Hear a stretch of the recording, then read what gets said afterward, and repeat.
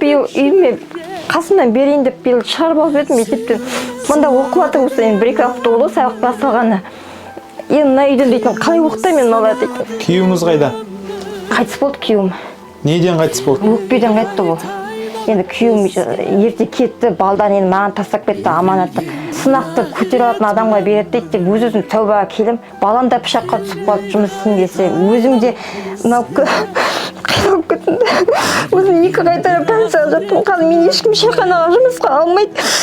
Өзім осылардың нәскиге өзім бір киімге қатты ренжу болмайды маған дейді. Ауа жетпей қалды, одежка бар менде дейді. 2 қайтарып мен жарты өкпеме жүрмін қазір. Бірінші больница жатқанда мына өкпемнің жартысын жеп қойды, екінші кеткен мынаны жеп қойды. Күні кеше рентгенге түстім, қатып тұр, жақсы дейді. Мындай салқында сесте болмайды маған дейді. Маған жылы сондай үй керек. Қайда барасың? Әкімге бәлең барды, мен Ганчиккен әкімі, Кирттің әкімі. Бармаған жерім жоқ. Жалғыз